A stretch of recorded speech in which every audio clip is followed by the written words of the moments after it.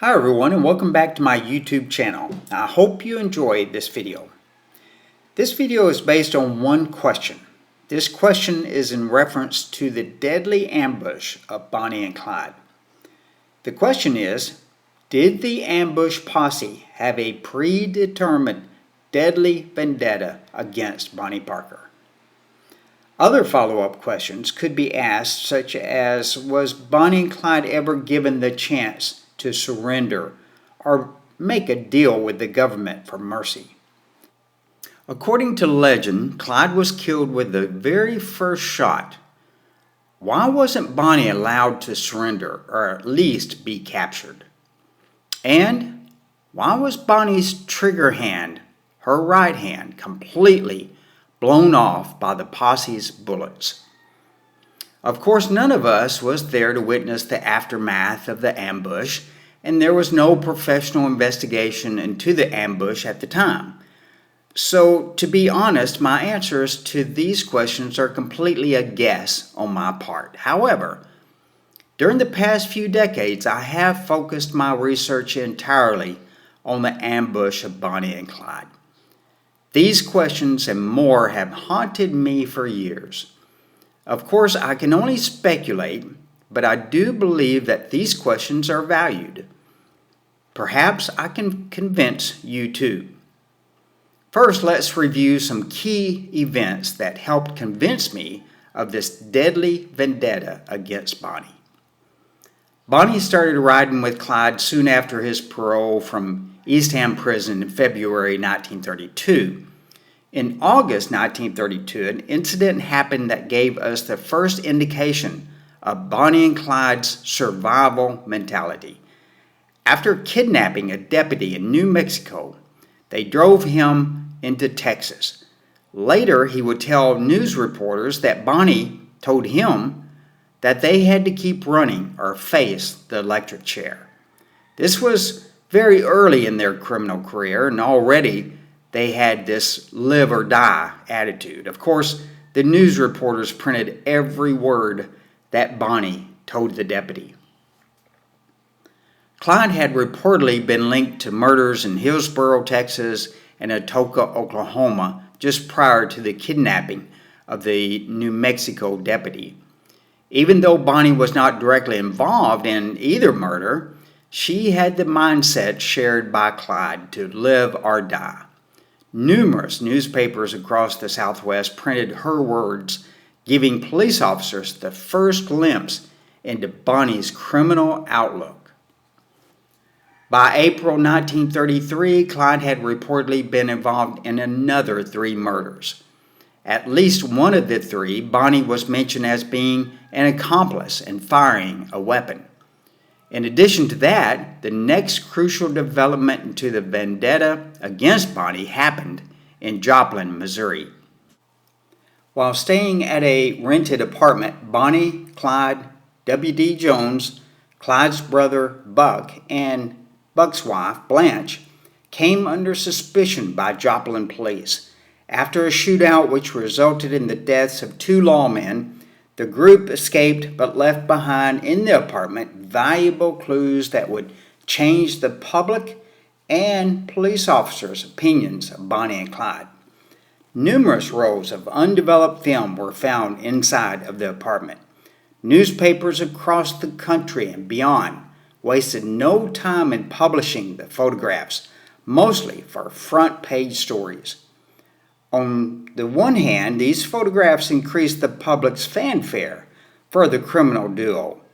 On the other hand, law enforcement realized for the first time how dangerous Bonnie and Clyde are. The majority of these developed photographs showed Bonnie and Clyde surrounded with numerous firearms, some powerful military-grade weapons. A couple of the photographs show Bonnie and Clyde joking around with their powerful weapons.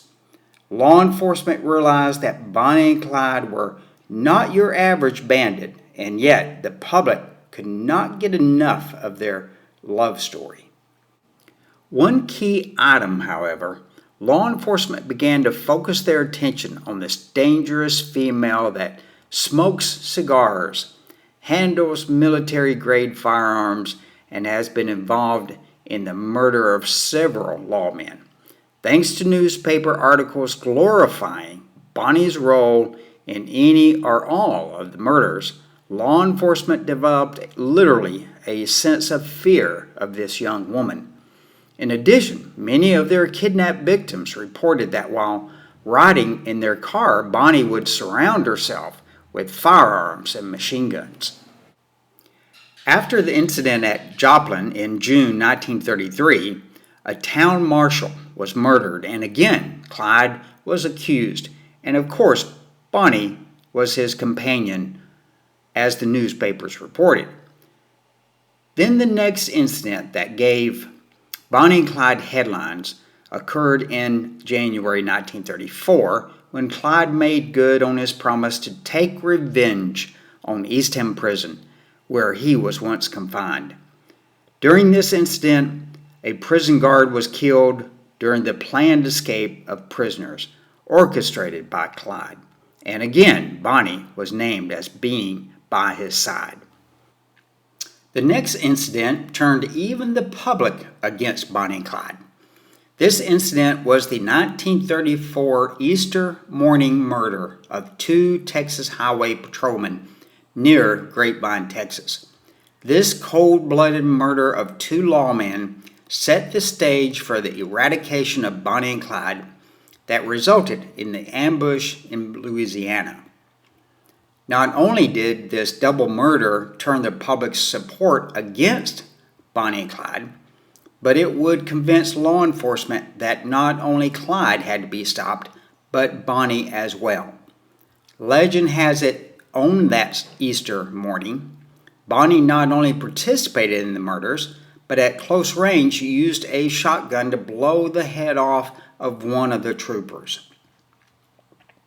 Lawmen across the Southwest was furious at what Bonnie did, as they believed at the time. This was several times now that Bonnie had been named in newspapers as being an active participant in shootouts and murders. There's little doubt in my mind that lawmen wanted her dead. Were they afraid of her? My answer is yes. Did they want revenge? Of course they did. All of these incidents, along with the sensational headlines, especially about Bonnie, the cigar-smoking gun moll, started in motion plans to ambush Bonnie and Clyde. So on the morning of May 23, 1934, at approximately 9:15 a.m., Bonnie and Clyde were ambushed by 6 heavily armed lawmen from Texas and Louisiana. Now, let's discuss if there was truly a deadly vendetta against Bonnie Parker. My first question: did the ambush posse have a predetermined deadly vendetta against Bonnie Parker? My answer: yes, there was. Many factors defend my answer. I looked through numerous newspaper articles, mostly after the Joplin shootout. These newspaper articles dramatized Bonnie as being a fast-drinking, cigar-smoking, fast-to-the-trigger gun moll. I do believe that law enforcement in general was afraid of Bonnie by the way she was portrayed, which was solely based on newspaper accounts and word of mouth. In addition to the dramatic newspaper accounts, after W.D. Jones was arrested in November 1933, he gave a statement to the Dallas Police Department that he saw Bonnie on at least one occasion fire at officers. The one occasion that he mentioned was when Tarrant County Deputy Malcolm Davis was killed by Clyde.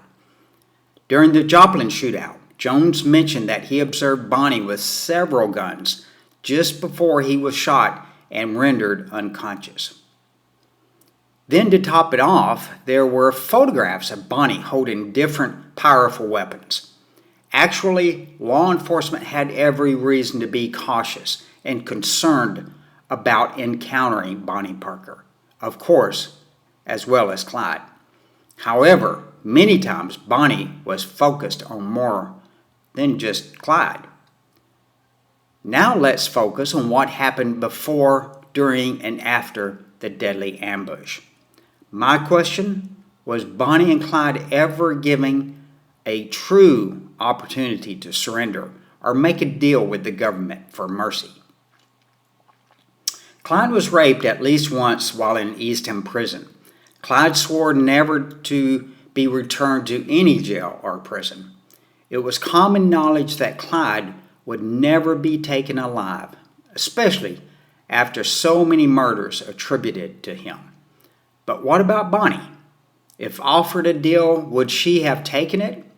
Probably not, or at least not without Clyde. But we know that wasn't going to happen.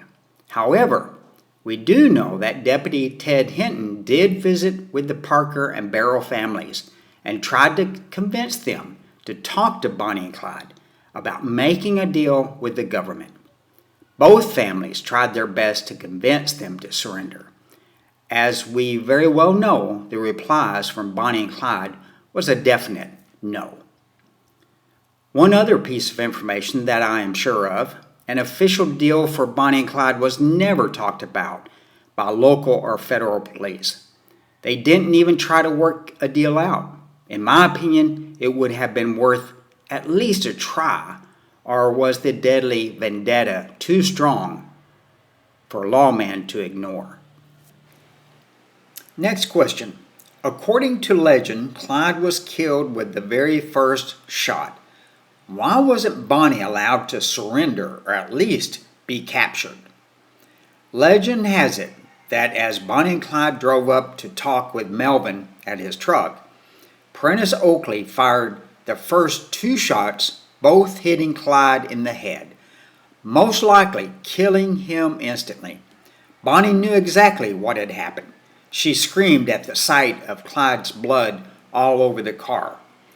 Could the posse have stopped at that moment and captured Bonnie, who was so hysterical that she probably was not even thinking of picking up a gun and shooting back? There was no chance given for surrender or capture. In actuality, the car began to roll forward once Clyde's foot slipped off the brake. Obviously, the car was in neutral, and once his foot slipped from the brake pedal, the car started to roll forward. Note, the car must have been in neutral and not in gear for it to freely roll forward. At this point, the posse continued to fire as the car rolled forward into the roadside ditch. But what if the car would have been in gear? Clyde's foot slipped off of the clutch, and of course, the car would have stalled. What would have happened if the car had not rolled forward? Would the posse continue to fire anyway? My guess, yes, they would have, proving that the deadly vendetta against Bonnie was to be carried out no matter what. My last question: why was Bonnie's trigger hand, her right hand, completely blown off by the posse's bullets? Legend has it that Bonnie was eating a sandwich at the time they pulled up to Methvin to talk with him. Of course, Methvin was on Bonnie's side of the car. Was Bonnie's hand holding the sandwich up to her head about to take a bite, or was it down in her lap, as one would suppose it would be if she was talking to Methvin? Is it just a coincidence that Bonnie's trigger hand was blown completely off? I honestly do not think it was just a coincidence. However, exactly how it happened, of course, we will never know. But to me it seems very suspicious, and additionally confirms my thoughts that there was a deadly vendetta toward Bonnie. Lawmen had been led to believe that Bonnie was a deadly shot. They were not going to take any chances. Here are my last 2 focus points that, in my opinion, give a strong indication of the deadly vendetta against Bonnie Parker. First, let's take a look at photographs of the death card taken from Deputy Ted Hinton's film minutes after the actual ambush. These photographs clearly show an extreme amount of gunfire toward Bonnie's side of the car, especially at the front windshield. Now, it can be argued how these bullet holes came through the front windshield, either from the front or behind of the car. Clearly, at least one posse member directed the majority of their firepower toward Bonnie's side of the car. Take a close look at these photographs and let me know what you think in the comment. Second, let's take a look at the autopsies of Bonnie and Clyde. Both autopsies were performed in Arcadia, Louisiana by Dr. J.L. Wade, medical doctor and coroner. If you compare Bonnie's results against Clyde's, Bonnie's autopsy lists many additional gunshot wounds than Clyde. How could that be if she was not targeted by the posse? Keep in mind that all, and I'll repeat, all of her gunshot wounds came after Clyde was already dead. I ask you again, how could that be? So, in conclusion, I don't know if I have convinced you of this deadly vendetta toward Bonnie, but I believe there is at least enough substantial evidence to warrant asking these questions. As stated, none of us was there, so these answers will never be known for sure. I do want you to know that my questions in no way reflect poorly on the lawman in the posse. 90 years after the ambush, there is no way that we can ever imagine what the ambush posse was thinking or why they planned the ambush like they did. Let me leave you with a final observation. History has told us that Frank Hamer was the leader of the ambush posse, and as I have stated, I do believe there was a deadly vendetta against Bonnie Parker. Many do not know this one fact that is documented. Frank Hamer believed that Bonnie was pregnant, but yet he continued with his deadly vendetta. He made sure that there was no surrender or survivors of the ambush. The controversy surrounding Bonnie and if she was pregnant will be a future video, so stay tuned. I'm sure that many of you will write comments about all that I have covered in this video. I look forward to reading each and every one of them. Thank you so much for watching. Please like, subscribe, share, and of course comment.